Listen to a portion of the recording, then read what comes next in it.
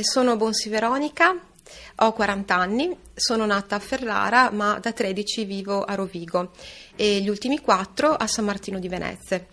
In Polesine sono nati i miei 3 figli, Benedetta di 11 anni, Tommaso di 9 e Maddalena di 6. Sono libero professionista, laureata in giurisprudenza, attualmente titolare di un asilo. Da sempre impegnata nel campo sociale, prevalentemente verso i minori e la scuola, da 5 anni faccio parte del Consiglio d'Istituto del Comprensivo di Villa Dose e da 3 ne sono presidente. E la prima esperienza politica con la destra nelle amministrative per il Comune di Rovigo nel maggio 2011 e ora in lista alla Camera per Veneto 1, capolista Francesco Storace alla posizione 12.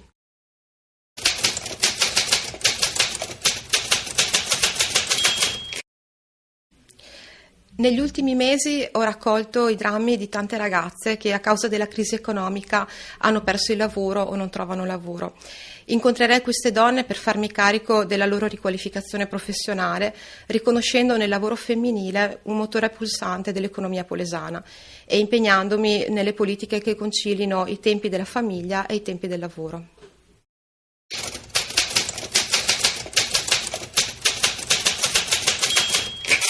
La destra si batte da tempo per 5 punti fondamentali.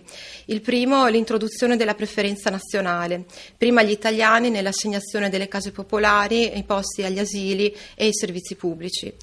Il secondo, la nazionalizzazione della Banca d'Italia con la reintroduzione della doppia moneta, la lira interna e l'euro nella circolazione internazionali.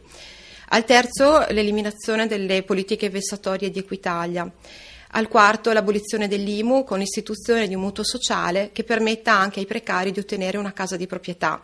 E al quinto, la riforma del lavoro che coinvolga i lavoratori nella gestione dell'impresa e nella ripartizione degli utili.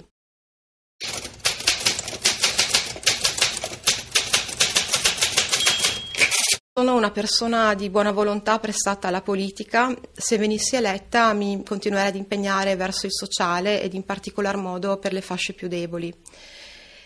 Ora credici è lo slogan scelto dalla destra, non a caso è l'invito al cittadino a comprendere che è finalmente giunto il momento della destra vera, la destra nazionale, la destra popolare, la destra sociale, la destra Storace.